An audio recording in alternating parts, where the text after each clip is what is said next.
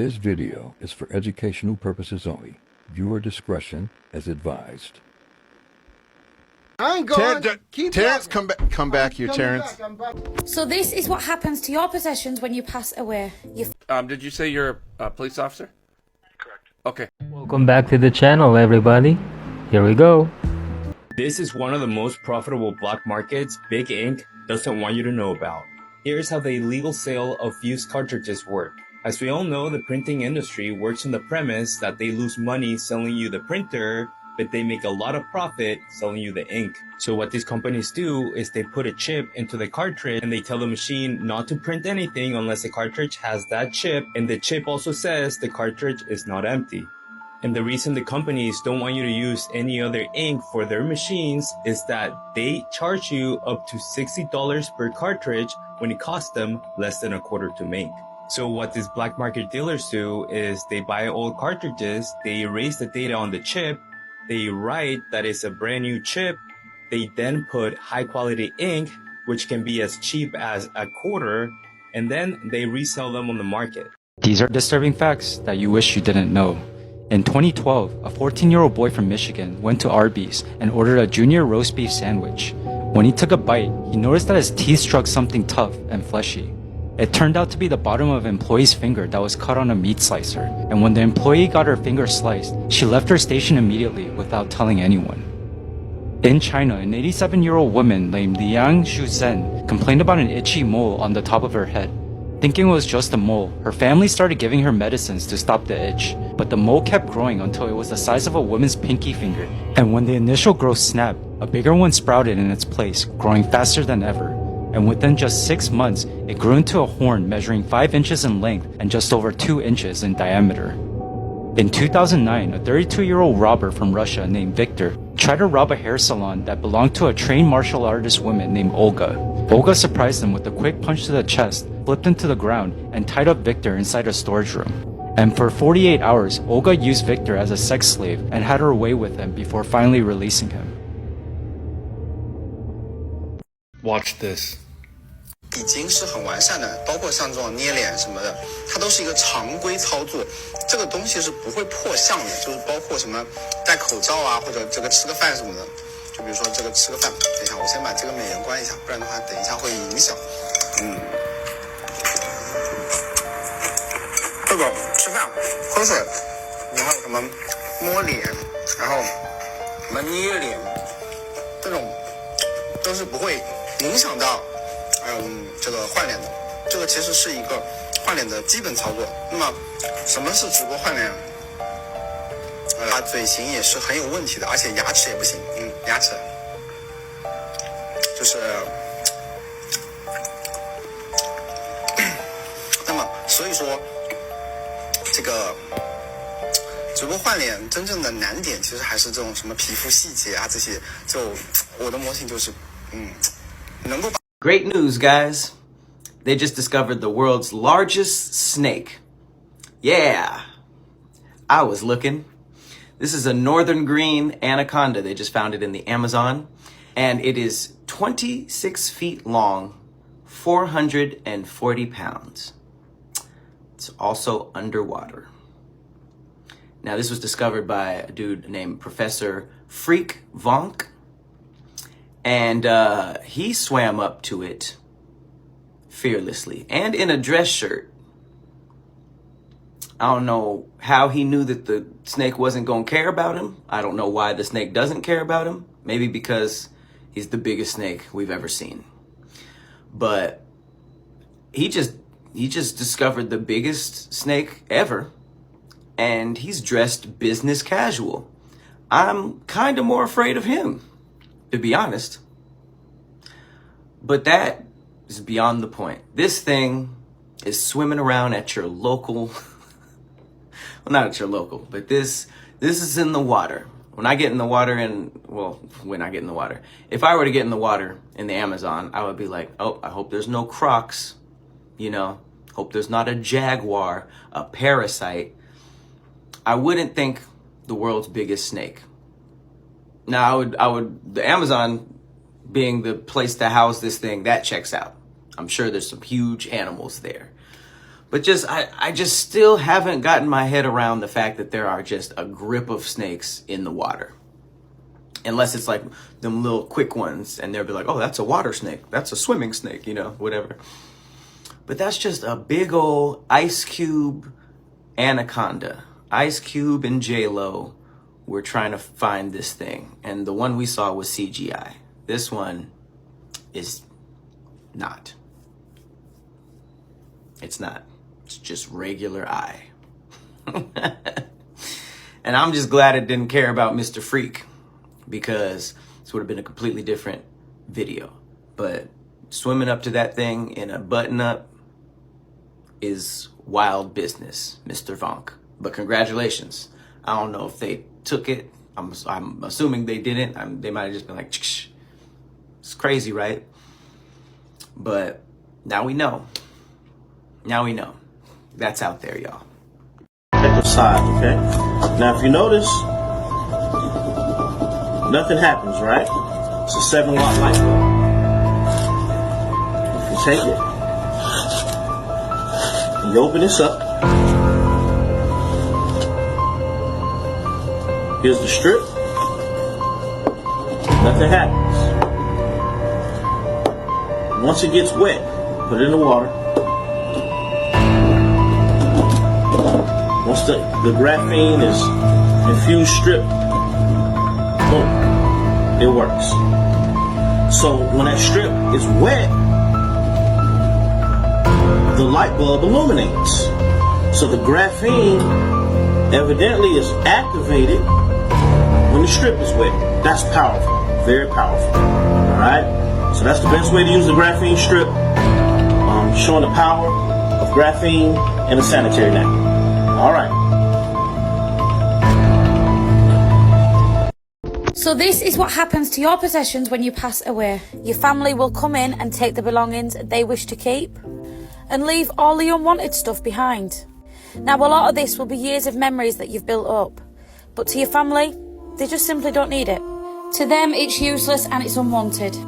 Your clothes will be donated to charity, memory boxes chucked in a skip, and pictures taken down. I mean, look how beautiful this lady was when she was younger. Those clearing your home will find out some saucy little secrets about you. Believe me, we see it all the time. And sometimes it does take you by surprise. You really do not expect it. Now, this is the box in question. Now, use your imagination, guys. So if you're holding on to stuff that you don't need, here's your sign to get rid of it. You really can't take it with you. So this property had years and years of memories, okay, built up over 10, 20 years. Pictures of the children, pictures of the grandchildren.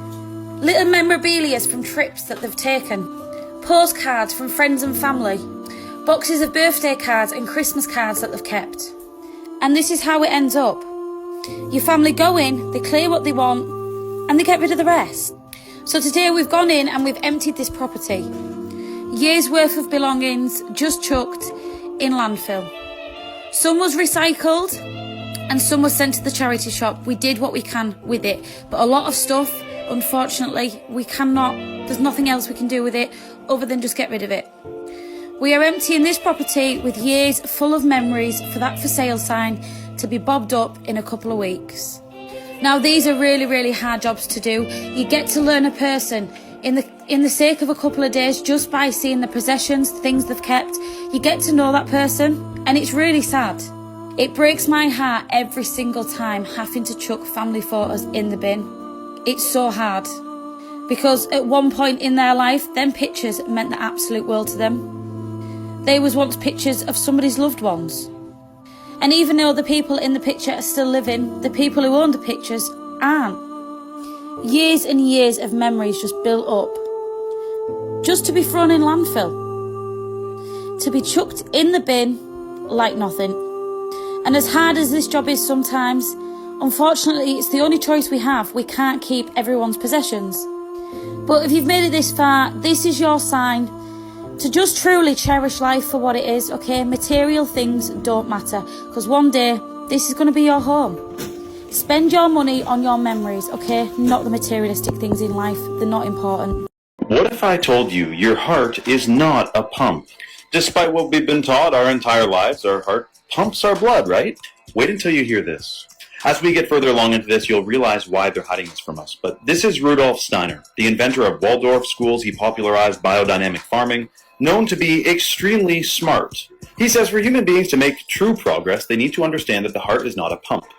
And you'll see why this is so shocking. Rudolf Steiner believed that the heart is a 7-sided regular form. By regular form, that means a 3-dimensional form, and the regular part means the surface areas are all identical. So a man named Frank Chester makes a 7-sided object, trying to disprove, possibly, the thought of Rudolf Steiner. Now, this 7-sided form, when placed in a box, it's called a chestahedron, this new shape.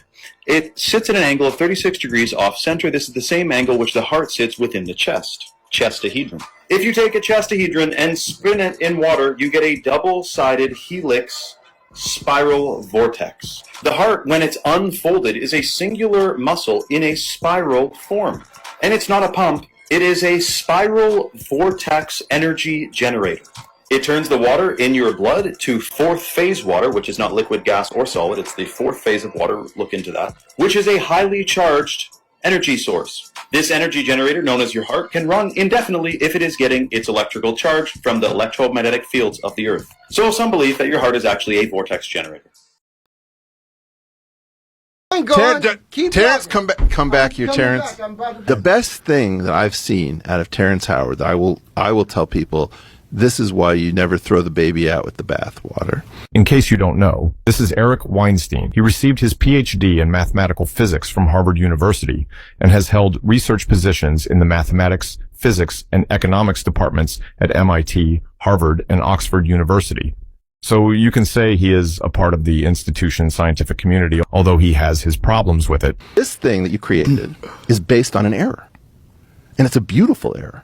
And I think people are just not going to grasp it. What's the error? The error is that the arc cosine of minus 1/3 is not equal to 3/5 pi. Garlic makes my feet stink. Okay. Joke aside, though, here's what he meant. What's going on is that inside of a tetrahedron, if I understand you correctly, I've got these vectors that point out towards the vertices. And between any two vertices, any of the 4 vertices, there's one of the 6 edges. Right. What's the angle between those two vertices as measured from the center of mass inside of a tetrahedron? Still be at 120 degrees. No, it's the arc cosine of minus 1/3. That's what you're talking about. That's what I'm talking about. Okay. Now, you say this is an undiscovered geometry. Now, why is that an undiscovered geometry? Well, because they gave me the patents. No. You got to stop that with the patents. No. So in case you didn't get that like me the first time I heard it, it simply means the angles to make the linchpin shape don't add up, so the shape isn't 100% perfect. That's why probably Terrence was the first to make it. Next, Eric explains why he finds it brilliant. What you discovered is a little bit like even temperament. Now, even temperament is a lie. Right. Do you know about even temperament? Yes. Okay. An attempt to modulate or keep everything, start right back at the beginning and avoid the Pythagorean comma, avoid the necessary expansion. Now we're talking the Pythagorean comma. You've got a Pythagorean comma in the middle of your linchpin. Yes, I do. Yeah. With 109.107 yes. rather than 108. Yes. You bastard. Yes. Yeah, so I caught you. Okay, well, you didn't catch me. I just used a little thing that they don't know about. No, I know about and the reason. But wait. I ain't going. Terrence, come back here, Terrence. Back. I'm about to bring you something. My claim is that you pulled off the same thing by finding a cheat inside of the linchpin, which is why it's genius. And I don't even think you know how genius this thing is my guess. I'm about to show you noble gas, and I'm going to show you matter. Fuck the whole thing up. So, listen to me. The number of edges in a tetrahedron is what? And the tetrahedron is 6. And that's why you have 6 pentagons. But these 6 pentagons are not, either they're not perfect or they're not joined perfectly. You put 6 motors in these things with propellers, and you have 6 degrees of freedom. There you go. You have an object. So we talk about pitch, roll, and yaw. But those are basically, if I understand correctly, the basis vectors for the Lie algebra of SO3 or spin 3 or SU2. What's Lie algebra? Well, so the idea is I have a rotation group of symmetries of this object about its central vertex. Okay? Right. And that's one of the things. You can put one of these things up, and with 3 degrees of freedom, I can spin it right? Like a full-on UFO, and just have it moving in crazy ways that nothing else can move. Because a quadcopter has only 4 degrees of freedom because it's got the 4 motors. This is unlimited. Okay. Well, but it's going to distract us. Let's get to that in 1 second, because that's super cool. Okay. By the way, that's a CGI. Yes, but I've that's a actually CGI. I've seen guy actually flying this around, so I don't want to do this. We've got like 19 of them. That's actually. So what's going on with this is that you have 3 degrees of freedom, which is the rotations that I need here. But you've got 3 extra degrees of freedom to move in different places. Now, there's something called the affine group, which is the semi-direct product of SO3 with the R3 group of translations. And the SO3 has 8. It introduces the chromatic aspect of. Don't go chromatic. Just don't go chromatic. You've got something brilliant. Okay. Again, I don't know that you invented it. I think you did. I did invent it. I promise you, I think no, you did. I didn't invent it. It was given to me. An angel gave that to me, and I'm sorry that everybody. Terrence, I'm sorry to say this. There's a way in which we all feel pressure to give away the genius stuff that we do to some higher power. This thing here has 6 degrees of freedom based on the relative speeds of the motors that you put into it. Plus, there's an affine group called SO3 semi-direct product. Okay, so I need someone to... Okay, see this tree? I need someone to explain the physics of this. Okay, see this tree? This is my view from my couch, right? See this tree? Looks absolutely huge and super close. Now I'm going to go towards the tree, and the tree's going to get smaller and look further away. Can someone please explain that to me? Because I do not understand why all of a sudden when I get close to it, it looks like it's further away. But if I'm further away from it, I don't know what's happening. Can someone please explain that to me? What the actual hell? I don't get it.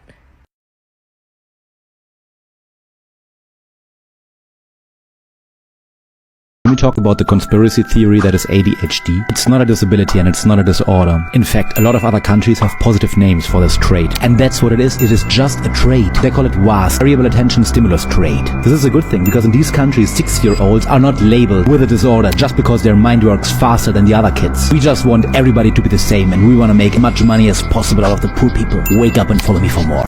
Why can't billionaires stop wars? You rich little shits clearly have the power to do that. Well, if we do that, we'll stop making money. What? Okay, look, to start a war, you need weapons. This gun alone costs $18,000. Where do you think you'll get it from? Well, the government. Yeah, but where do you think the government gets it from? I guess they make them. No, you idiot. Do you think the government has enough time and resources to do that? Where do they get it from then?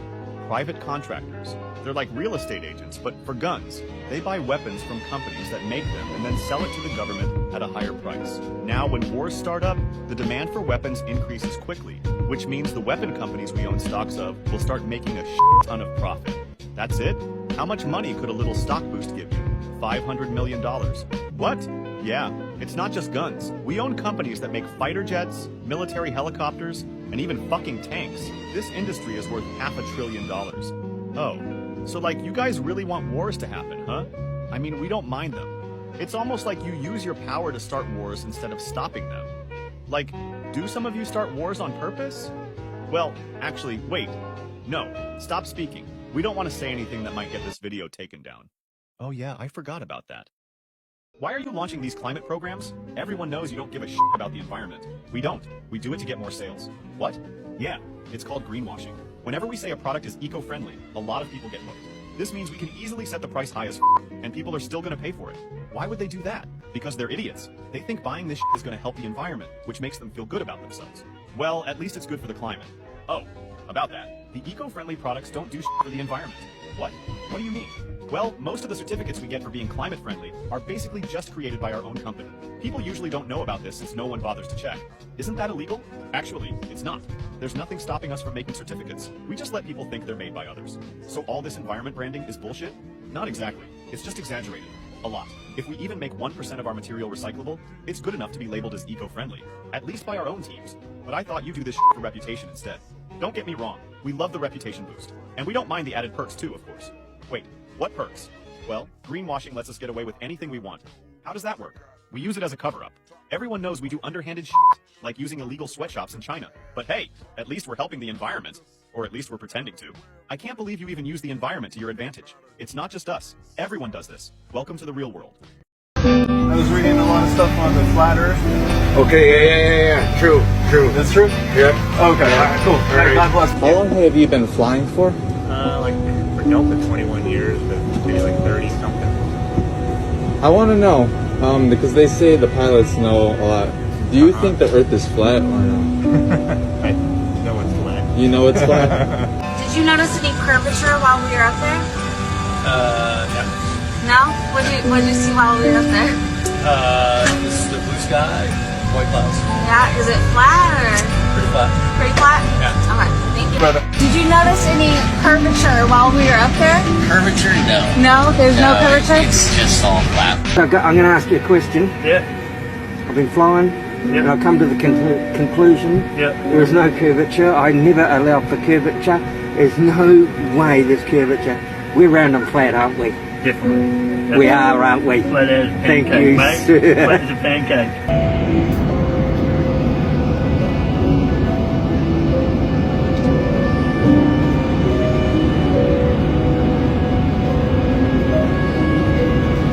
The infamous Terry Wogan interview with David Icke.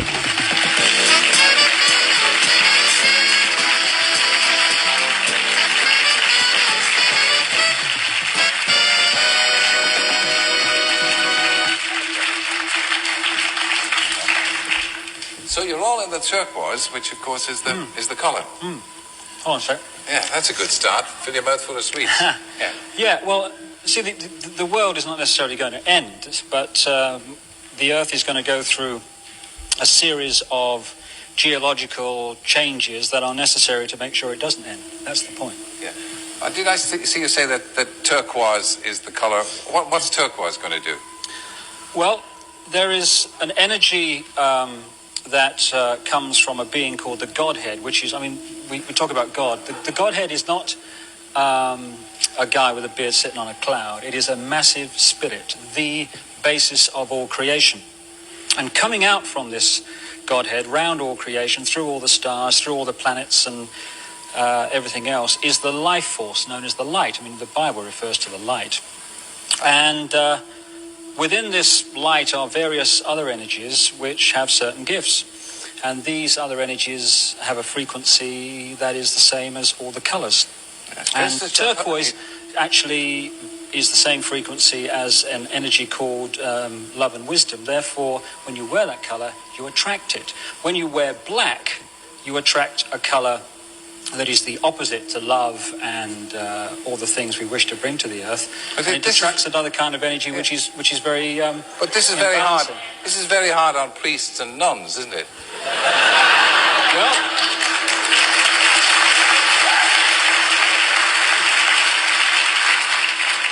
maybe that's a sign that maybe all the truth is not in the hands of the traditional church that has been with us over all these thousands of years. Well, now, let me get the story right. The press claim that you claim to be the Son of God. Mm-hmm. Is that true? Yes, you see, the thing is that it's quite funny, really. You know, 2,000 years ago, had a guy called Jesus sat here and said these same things, you would still be laughing. It's really, really funny that we've not really moved on that much. There have been many missions, if you like, over the last 12,000 years to try to free the earth from control by a force that is working against the Godhead. The Godhead is the basis of all love and wisdom and all the rest of it in the whole of creation.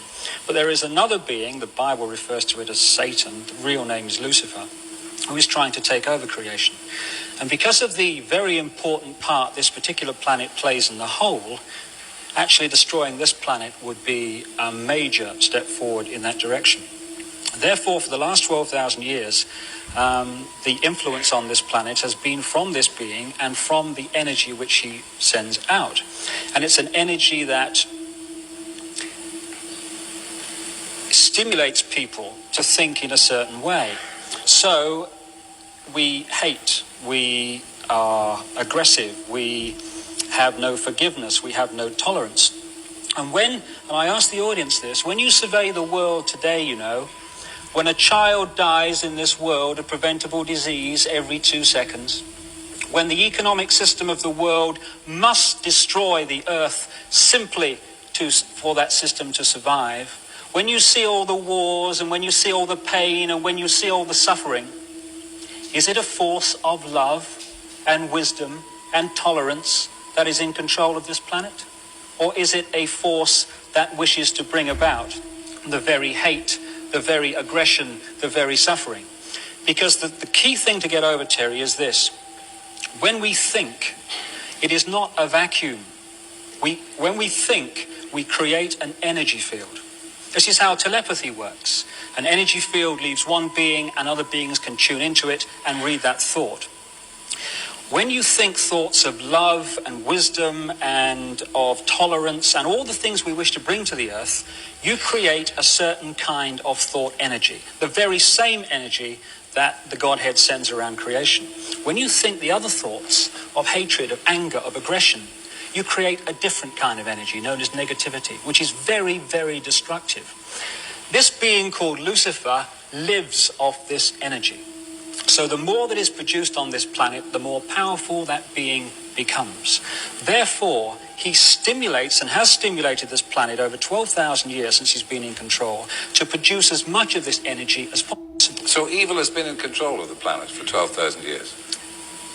It has been the dominating force. Evil's not the right word. It is imbalance. But it has been increasingly in control. As I repeat, survey the world, ladies and gentlemen. Is the force of love in control of this world, guiding this planet at this time? Of course not. The negativity, the thoughts that I'm talking about that are very destructive, are pouring out of this planet let me every interrupt day. you. Was it a great shock for you to discover this at 38? Well, I think the word is gobsmacked. But again, you know, the best way of removing negativity is to laugh and be joyous. So I'm delighted that there's so much laughter in the audience tonight.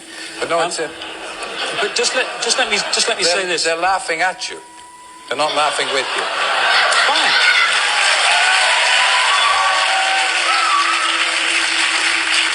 I didn't mean that to be hurtful. I don't want you to misinterpret it. They're not laughing in sympathy with you. No, let me say two things to that. First of all, if anyone believes, after 12,000 years of this truth being lost and forgotten, that coming out with it initially is going to get any kind of reaction other than that one or condemnation, then I would be a crackpot if I thought that was the case. The other thing is, there is this great illusion, you know, that Jesus was born and stood up and said, I know who I am. It was revealed to him in stages.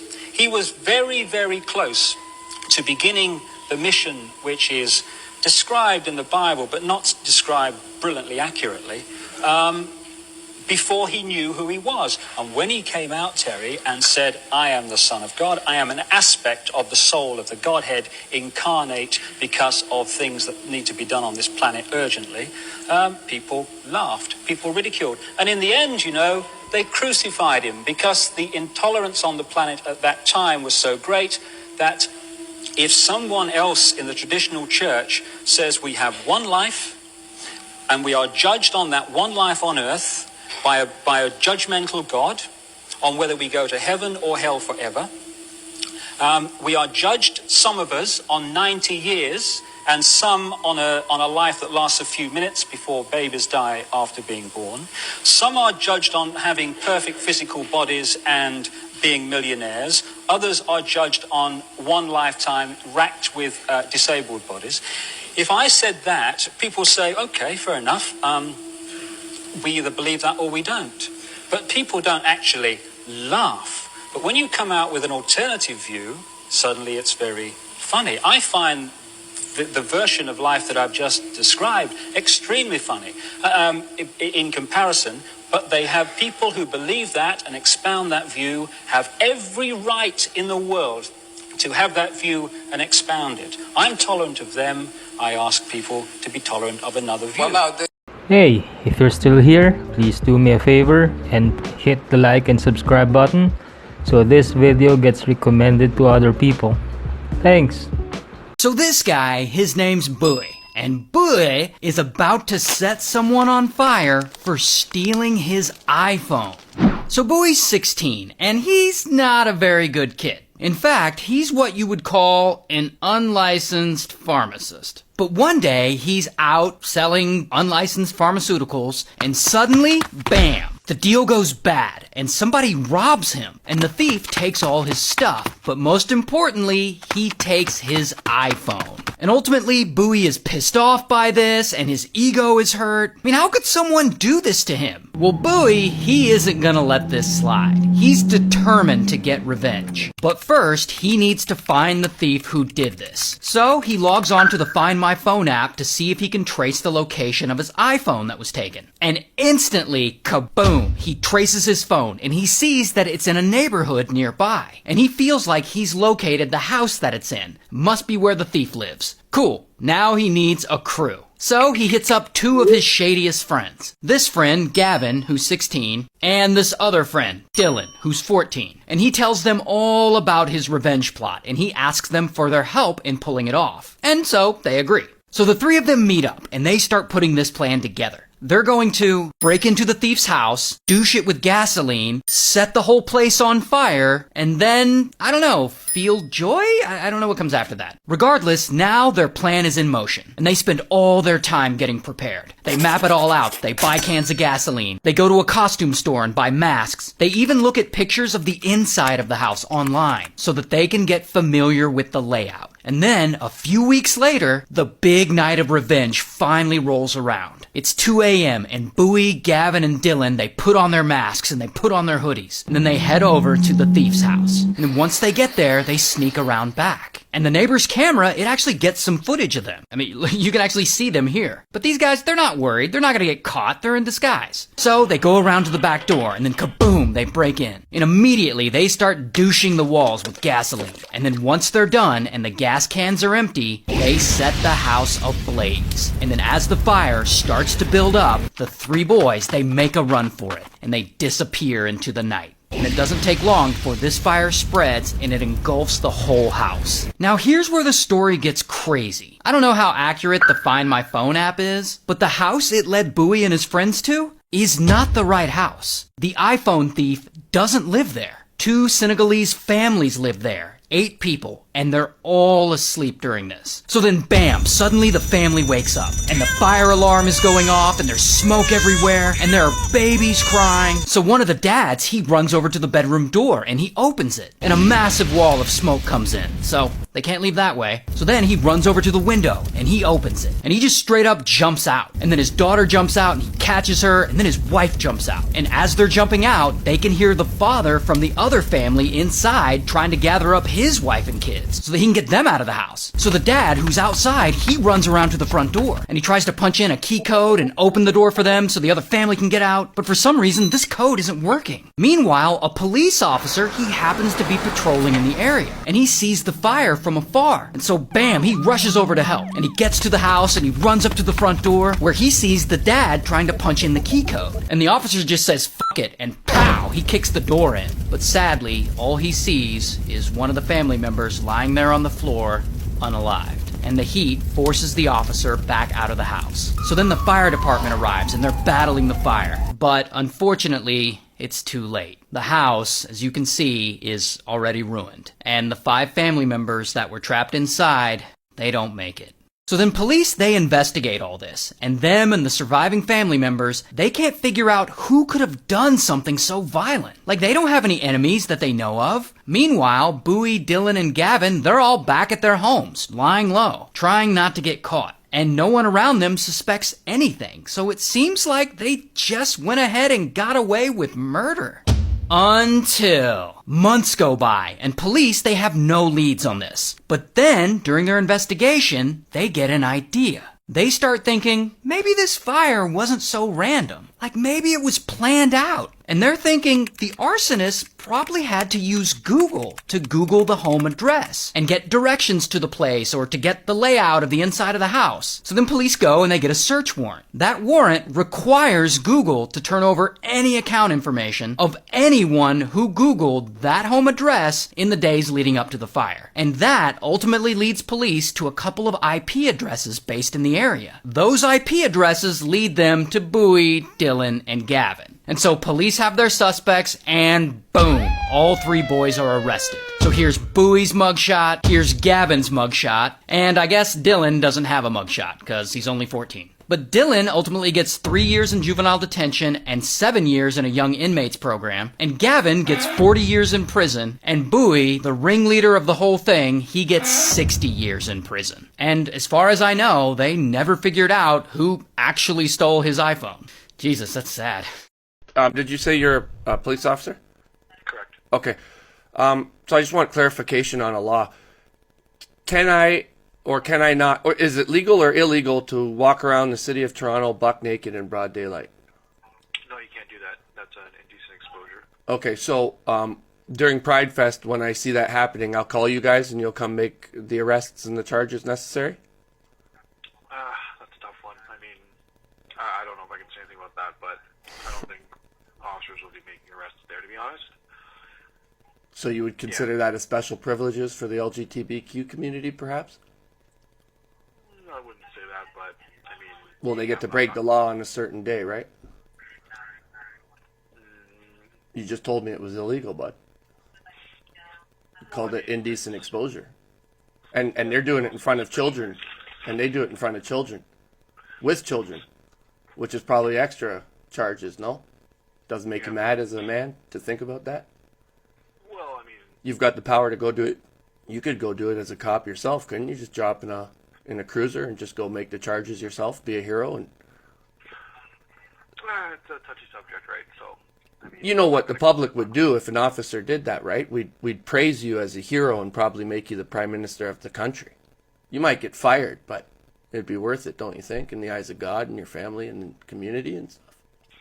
Again, I'm not going to comment on that. I mean, everyone has their opinion, right? So... No, I get it, but I will tell you this as a man of wisdom. One day, as a man yourself, you're going to wake up and say, you know what? I'm tired of censoring myself for shit that I don't agree with. And you're going to say, I'm going to say something. It might not happen today or tomorrow, but it's going to catch up to you now that we had this conversation. So anyways, thanks for the conversation, sir. I respect you guys. How's my driving bumper stickers with my phone number on them? You guys have been buying them, putting them on your cars, and I've been handling the calls. Go to my bio to get one. If you're a part of the Accountable Drivers Program, please say assistance. If you have a complaint, say care. If this happened outside your vehicle, say outside. If this happened inside your vehicle, say in. Care in. You've selected to make a caring call. Hi, I pulled up to my yoga studio that I own, and there's this car that illegally parks in front of my place all the time. What is the license plate of the vehicle that you're reporting? CM89. All right, I'm just going to put you on hold real quick while I run that plate, okay? Thank you for your patience. Who was I talking to again? Kelly. Okay, Kel, so I have good news. I talked to the driver of that vehicle and he says he's not. He's not what? He's not in a parking stall outside a yoga studio right now because he's at Disneyland. I literally am looking at his car right now, so he's lying. He's not lying because he put Goofy on to prove it, kind of like a unmistakable. Are you kidding me? Like, how would I know his license plate number then? I need to think about this.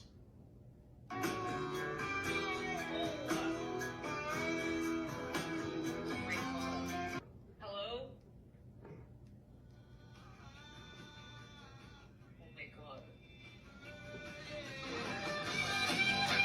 Kellen, thanks again for your patience. It's Kelly. Right, sorry. So, turns out you were right and he was lying. Yeah, I know. That's what I was telling you. Yeah, he was doing a Goofy impression and his car is in front of your studio. Okay, so are there going to be any repercussions with this? No.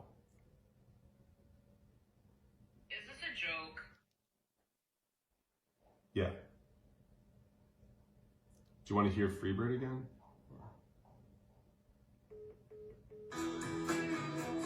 I pissed off a lot of people when I made this video, so I'm here to do it again. Did you know that Maslow's hierarchy of needs might actually be the appropriation and misrepresentation of the teachings of an indigenous tribe? You see, when Abraham Maslow was 30 years old, he needed to test a theory of his that social hierarchies are maintained by dominance of some people over others. And to test this, Maslow arrived in Siksika to meet the Blackfoot tribe.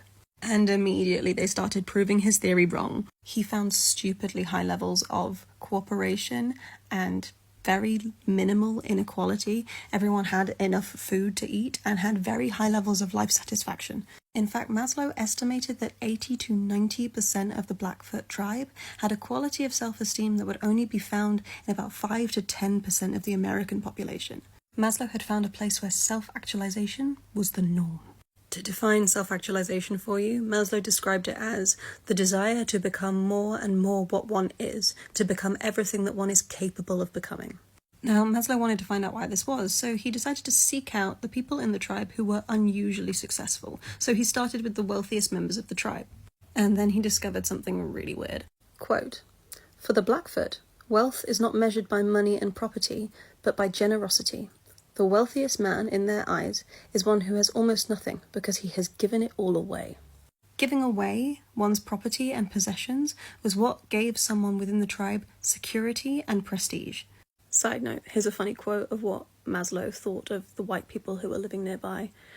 "The more I got to know the whites in the village, who were the worst bunch of creeps and bastards I'd ever run across in my life, the more it got paradoxical."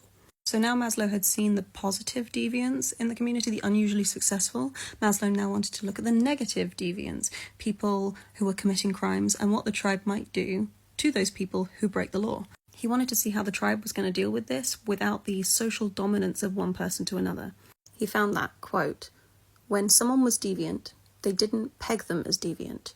A person who was deviant could redeem themselves in society's eyes if they left that behavior behind."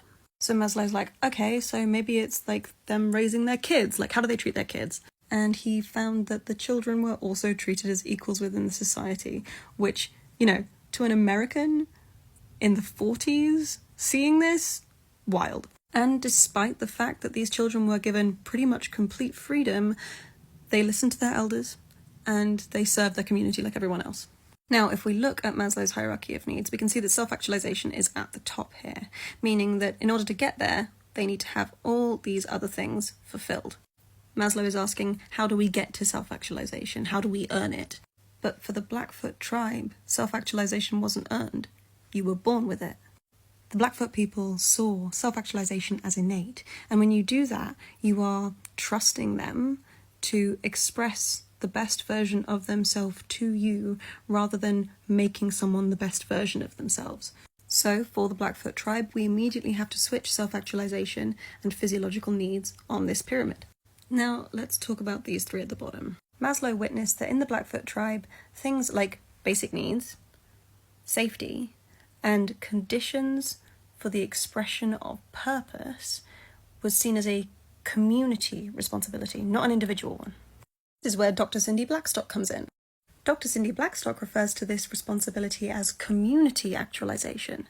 Over here we have Maslow's hierarchy of needs, and over here we have Cindy Blackstock's First Nations version of this pyramid, but we're going to get on to why maybe a pyramid wasn't the best choice for this. Before we do that, let's look at the top of the pyramid. Many First Nations have created formal and informal ways of transferring wisdom from elders to youngsters, generation to generation, to ensure that they are able to continue to support community actualization and self-actualization. Cindy Blackstock explained, First Nations often consider their actions in terms of the impacts of the 7 generations. This means that one's actions are informed by the experience of the past 7 generations and by considering the consequences for the 7 generations to follow. Blackfoot scholar Billy Wadsworth says that Maslow did not fully situate the individual within the context of community. He says that if Maslow had done so, the model would be centered on multi-generational community actualization versus on individual actualization and transcendence. So up here, at the top of the triangle, we have the passing down of knowledge. But now let's talk about the problem of the triangles. Triangular models like these suggest there's a place we start meeting our needs and a place where we finish meeting our needs. Do we always need to follow the same route? Because Maslow himself admitted there were many exceptions to his rules. Human needs aren't hierarchical. They aren't independent. They are interdependent and holistic. Physiological needs don't always come before love, for example. This can be proven by soldiers going to war and willing to die for their country. There is another model. There is another way. Enter Terry Cross. Remember that stuff I just said about needs being interdependent and soldiers going to war? That's Terry Cross, baby. He's a Seneca First Nation member and a psychologist, and Dr. Cindy Blackstock decided to try and represent his ideas in a different diagram. This one. This diagram takes into account the fact that, depending on the situation, the order in which our needs have to be met is changeable. It takes into account that our needs are often related or can be experienced simultaneously. Maslow noted that in a hierarchical society, most people do not have their needs met. Here's another quote from Maslow. Since in our society, basically satisfied people are the exception, we do not know much about self-actualization, either experimentally or clinically. Because in a hierarchical society, everyone individually is responsible for their individual needs. But Maslow had discovered that for the Blackfoot people, basically satisfied people was the norm, where the community was the responsible party for meeting the needs of its members. So, why didn't Maslow publish that? Well, one suggestion from Dr. Richard Katz, a personal friend of Maslow's, was that if he had published the Blackfoot teachings, he might have risked dismissal because of the racism. Plus, we know that challenging mainstream worldviews is dangerous. Look at Galileo. Before I round up this video, I'm gonna leave it with a quote from Lakota medicine man John Fire Lame Deer. Before our white brothers came to civilize us, we had no jails. Therefore, we had no criminals. You can't have criminals without a jail. We had no locks or keys, and so we had no thieves. If a man was so poor that he had no horse, teepee, or blanket, someone gave him these things. We were too uncivilized to set much value on personal belongings. We wanted to have things only in order to give them away. We had no money, and therefore a man's worth couldn't be measured by it. We had no written law, no attorneys or politicians, therefore we couldn't cheat. We really were in a bad way before the white men came, and I don't know how we managed to get along without these basic things which, we are told, are absolutely necessary to make a civilized society. Dripping in sarcasm. I love it. If you want to know more about everything that I've spoken about in this video, go and check out Tejira Vilachan's article on this. It's incredible. It's where I got all this information from. All the sources are listed at the bottom of the page. I would really recommend it. It's a great read. You guys interested in frequency? Because I got something cool to share. And this time real science backs it. What you're about to learn will change your health. Forever. Save this for later because there's 7 main frequencies. I'm going to give you the history of the science. Then I've got something free for you. And we like free stuff. So yes, save it because it will get intense. We like it intense. Now the concept of frequency has existed since before Jesus. This is Pythagoras, and he's one of the earliest recorded people to have understood frequency. Like when you play with strings and it makes sounds. I have no idea what my fingers are doing. Then in the late 1500s, this guy called Galileo understood that the pendulum swings consistently, and that has to do with motion and vibration. I'm setting the scene, but we need to tell you the history. Now, some of you may be familiar with Walter Russell and his light wave theory, that we live inside a matrix of light and everything is waves of light. But this guy did it way before Walter Russell. His name is Christian Huygens, and in the early to late 1600s, he developed the wave theory of light. And you should have seen this guy before. He's Max Planck. He's the father of quantum theory, stating that everything in existence is made up of atoms, which are made up of protons, neutrons, and electrons. You zoom in on that further, and it becomes something called quanta. Those pieces of quanta are known as pockets of energy, which function in a frequency form. That's the quantum theory. Now you're all caught up. Here's the reminder to save this video because your life is about to change. There are 7 main frequencies that are scientifically proven to change your health. In 2020, the Journal of International Holistic Health Sciences did a study, found that if you listen to 396 Hz music, your stress levels reduced by 15%. In 2018, the Journal of Complementary and Integrative Medicine did a study, found that if you listen to 417 Hz, your emotional stability improves by 20%. 2016, the Journal of Molecular Biology did a study that if you listen to 528 Hz music, your cells heal and repair 25% faster.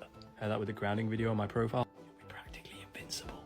In 2019, the Journal of Cardiology did a study, found that if you listen to 639 Hz music, you will receive an 18% boost in your heart rate variability, a reduction in risk of heart attacks. The Journal of Complementary Medicine did a study in 2017, found that if you listen to 741 Hz, you actually reduce your vocal strain by 22%. Great if you like to talk a lot.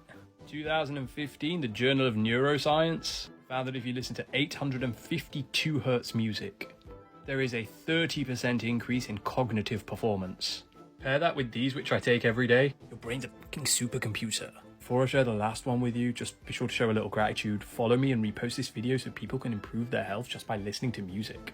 I just want to help you all. And then finally in 2021, the Journal of Spiritual Healing did a study and found that if you listen to 963 Hz music, you receive a 28% increase in meditation. That's if you like to meditate. I love it personally. So how does this work? Because all things in creation are made up of these vibrations. If you're able to play a frequency to or through them, you can alter the state of that structure in order for it to be a better shape, e.g. sacred geometry or cymatics. I thought you said there was something free. I did. I've created a video with each of these frequencies. It's on my YouTube. There's a link in my bio if you're interested in checking it out. Share your experiences with frequencies before you go. And remember to say thank you. If you have any questions or you want to learn about something else, be sure to drop me a comment. I'm happy to look into it. Thank you very much for your time. I hope you have a great and beautiful day. Peace. This is the ugly truth about vegetable oils. Everyone should know this information because vegetable oils are in 95% of processed foods, and most restaurants and fast food places cook with them. Buckle up, bestie. We're going for a wild ride. Once upon a time, vegetable oils were developed to lubricate machinery and fuel lamps, not for human consumption. But then, in 1911, soap maker Procter said to Gamble, "Ayo buddy, I got an idea. Let's try to sell this shit as edible." They decided to hydrogenate cottonseed oil and claim to the public that it was a heart-healthy cooking oil. They called it Crisco, and their slogan was, "It's digestible." 9 out of 10 doctors say so. This was 1911, so everyone at the time cooked with animal fats. They advertised Crisco as a more affordable and better tasting option to cook and bake with. Very quickly, America fell in love with Crisco. Now here's where things get interesting. The American Heart Association was founded in 1924. You know, the people who are dedicated to fighting heart disease? Those guys. They were a very small, unpopular group until 1948 when they received their first big fund, a massive donation of $20 million in today's dollars from yours truly, Procter & Gamble, the makers of Crisco. This generous donation literally transformed this small group into a well-known national health organization. Throughout the 1940s and 50s, heart disease continued to rise and rise. So in 1961, the American Heart Association decided to put out a public recommendation to prevent heart disease. They recommended that men and women decrease their intake of saturated fat, animal fats, and to increase intake of polyunsaturated vegetable oils. And they said that this is the most promising protection against heart disease. They had no scientific evidence to back up this claim, but they did have a fat paycheck that did. This public recommendation went viral. Everyone took it to heart. And this is the narrative that they have been running with ever since. Vegetable oil, good for you. Saturated fats, bad for you. Everything that we have been taught is the truth about the world has been twisted and influenced by power and money. We've been raised on lies. In this world, you should have trust issues. And if you don't, you're not paying attention. Now, I ought to show you how vegetable oil is made because it's pretty fucking nasty. A 70-minute wash with a solvent. This chemical extraction process removes all but a trace of oil. They wash the oil for 20 minutes with sodium hydroxide. After washing and filtering the oil, they bleach it to lighten the color. Then use a steam injection heating process to remove the canola odor. The oil is now fully refined and ready for bottling. So this oil has been through a lot. Through this processing, any good fat that was in these oils has been destroyed and transformed into bad fat. These oils contain extremely high amounts of omega-6 fat, yet no omega-3 fat. Before vegetable oils were put in everything, humans naturally ate a ratio of about 1:1 or 2:1 of omega-6s to omega-3s. That's a good, healthy ratio. Now today, with the average American processed diet, these ratios are closer to 10:1 1 or even 20 to 1. Consuming too much omega-6 without being balanced by omega-3s causes inflammation in the body. The average American is eating these vegetable oils multiple times a day, always experiencing inflammation. And a chronically inflamed body is an unhealthy body, very susceptible to health issues. So this fat in the oils is called polyunsaturated fat. The problem with consuming excessive polyunsaturated fats is that these fats are susceptible to oxidation. So when they enter your body, they change your cells and they make your cells more susceptible to oxidation that can easily be degraded to form harmful compounds called free radicals. Free radicals are not our fucking friends. Somehow I forgot to mention the infamous trans fat. Trans fats are created when vegetable oils are hydrogenated. Hydrogenated means that they stick hydrogen into the oils to solidify it. They do this to lengthen shelf life, improve texture, and taste. Now, trans fat is interesting because they could not hide from the public just how terrible it was for humans. It became public knowledge that trans fat was responsible for clogging arteries.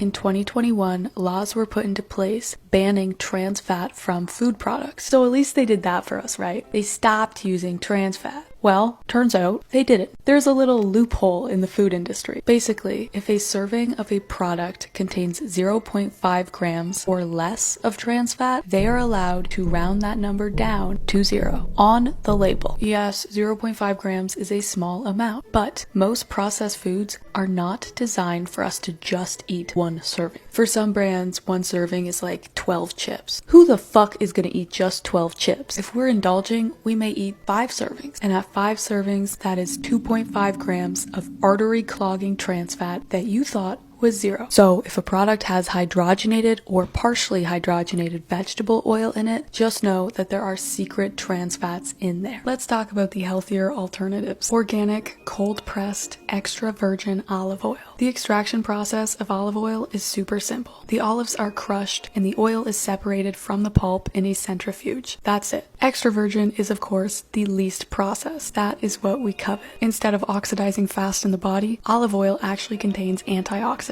And rather than creating inflammation in the body, olive oil has anti-inflammatory properties. Beautiful. Speaking of olive oil, check this out. Here is a popular margarine today. Baicel. It's basically just vegetable oils, salt, and preservatives. Now here's one of their margarine varieties, made with olive oil. Wow, that's the good oil we were just talking about. It must be healthy then. Well, if we take a look at the back, we can see that actually 74% of it is vegetable oils and only 6% is olive oil. That deserves an A+ on the false advertising. Wow. What does it say there? Baicel takes your health to heart.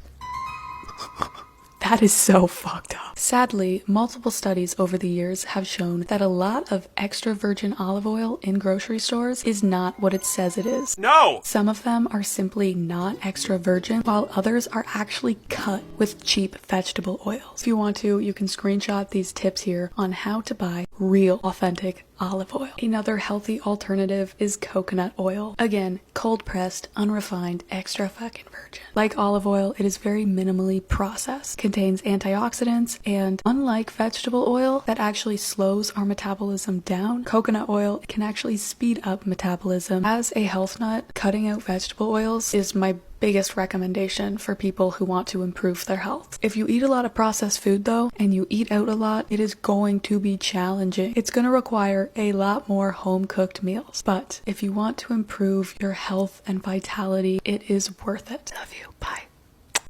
I just found out that there have been world fairs going on every 5 years ever since the early 1800s, and that there's going to be one next year in 2025 in Osaka, Japan. And this is the concept video for it.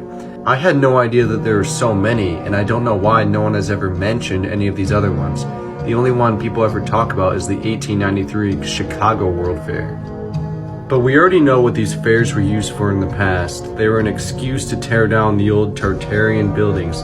This is Chicago in 1893, and they supposedly built this in like, I don't know, like a year. They said they built this entire thing, then after the fair was over, they tore it all down. Which to me doesn't really seem very plausible to build that so quickly. So now we know that most of these buildings have been torn down in the 1800s and 1900s. So now the recent world fairs are just completely unrelated to what they used to be used for in the past. but I was pretty mind blown because I had no idea that these things are even a thing anymore. And it looks pretty cool, so if anyone wants to come with me, just join my Discord. We got like 800 people in there now. Just message me and let me know if you want to go or not. I'm so much happier away from my wife. Cool. Keep talking bad about your wife. You're just mad because I'm married and you're not. I don't care. But you're supposed to get unhappily married and have kids. No, I have no interest in that. I don't. You heard about that new Kendrick Lamar concert. Did you want to go to it? I don't want to go. What do you want to do?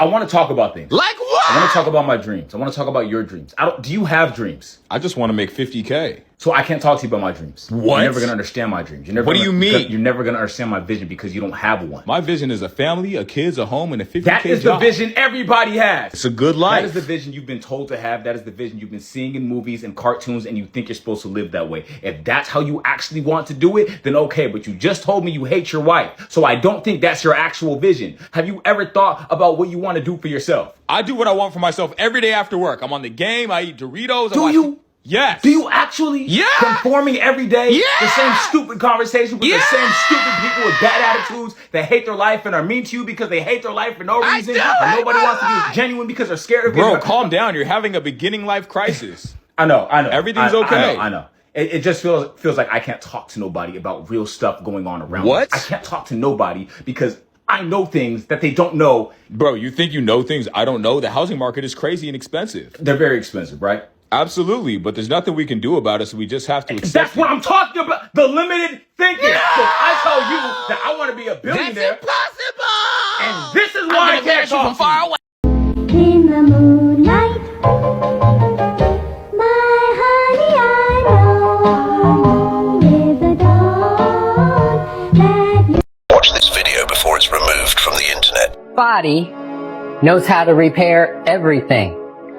If your bones are weak, your body knows how to regrow. If your muscles are wasting away, joints are breaking down, your internal organs are falling apart, you got things going wrong with you, there's no incurable disease.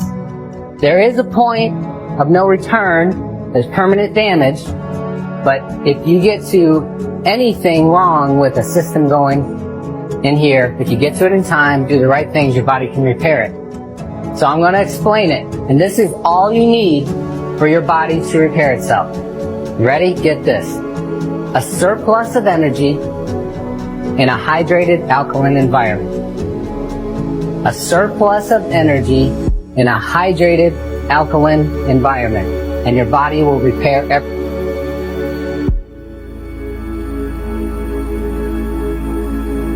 You're going to realize it one day. That happiness was never about your job or your degree or being in a relationship. Happiness was never about following in the footsteps of all of those who came before you. It was never about being like the others. One day you're going to see it. That happiness was always about the discovery, the hope, the listening to your heart, and following it wherever it chose to go. Happiness was always about being kinder to yourself. It was always about embracing the person you were becoming. One day you will understand that happiness was always about learning how to live with yourself, that your happiness was never in the hands of others. One day you will realize that true happiness comes from within, and no external factors can define it. It was always about you. It was always about you. You've been lied to your whole life and don't even know it. This was the biggest realization I had when I moved to Asia. We were bred to be absolute fucking slaves. Everything you do is in the best interest of massive corporations and the government's control over you.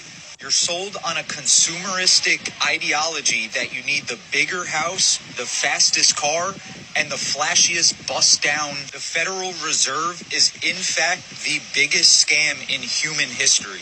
And you're told that happiness is only attainable if it's bought. People out here don't have shit, but they're happier than you will ever be. You literally have the option to be here right now, but instead you fell for the trap to sit in a cubicle thinking that one day that will allow you to get here. It's the most genius trap to make the wealthy wealthier and the poorer poorer. As soon as we stop participating in this fucking rat race, watch how the elites shit their pants when the cash flow stops. The best ways to drain people's energy nowadays is via the internet. This woman is a astrophysicist. Actually, this is not how space works. Read a book. These are all different accounts that I have set up. The energy you get this way isn't quite as pure, but if you do enough of it, it'll fill you up. Shanghai sucked. Where was the Chinatown? It's surprisingly simple to get total strangers completely furious with you. They should get a life. When they call you a dumbass, you know you've got them. They called me a dumbass. There's some kind of human nerd who is telling people to ignore me. I mean, he's getting my accounts suspended left and right. This will not stand. I mean, he's stealing my food now. He just told people that I live in my mother's basement. Actually, I live in my own basement. Dumbass. Fire. Oh no, he's getting to me. Red mercury. So what you are seeing here should be red mercury, which runs away from garlic, but is attracted to all gold stuff. And as you can see on the top, it has no mirror reflections. It is invisible in the mirror, and it's not magnetic. Those are the rumors. Tell me what you think about this, because when you Google red mercury, it is getting weird, really weird. Because red mercury is on the one side a myth, but on the other side you can go to prison if you are trying to sell or buying this stuff. So how is it possible to go into prison if this stuff is fake? Can you tell me? This is really, really impressive. And when you go deeper into this stuff, then you can find that it is said that this liquid can produce free energy. It's very interesting. The scream, fallen angel. Why is he screaming? After download this, zoom out a little bit, take the middle, delete the bottom side, mark the top side, copy and paste it, throw it up to the bottom side, mirror it vertically, and stitch together like this. Flip it 90 degrees to the right side and flip it upside down. And now you see why he is screaming. Here. Look at the face there, right? You can see the face, the eyes, the horns. This is the torso, right? And here are the huge wings. This looks like just the fallen angel, right? Like a fallen angel. Just like a fallen angel. This is hidden inside this famous picture, Scream by Edward Munch. Okay, check this out. Yes, hamsters need hamster wheels because they have so much energy that they need to burn every single day. Matter of fact, in order for a hamster to be healthy, it has to run 5 to 9 miles every single day. Which, like, for size comparison, if a hamster was human size, that would be like them running 1,000 miles every day. That's an insanely large distance for such a teeny little creature. But enough about domesticated hamsters. Let's talk about wild hamsters. Wild hamsters have no need for a hamster wheel. They live in the wild. They can just run 5 to 9 miles every single day if they want to. But here's the thing. If an undomesticated hamster finds a hamster wheel out in the forest, they will immediately jump on the wheel. And not only will they jump on the wheel, they will start running on the wheel so much that they will stop eating and they'll stop sleeping. They become completely addicted to the hamster wheel that's just out in the forest. They long for the spin. Every single time that scientists put little hamster wheels out in the forest, hamsters always find them and they always ride them to death. And scientists don't know why they're doing this. Like, it makes so much more sense to just be running out in the wilderness instead of running to death on the hamster wheel. Alright, that is it for today. Please let me know which video stood out for you in the comments section. Please don't forget to hit the like and subscribe button if you haven't already. I hope you have a wonderful day, and I will see you around.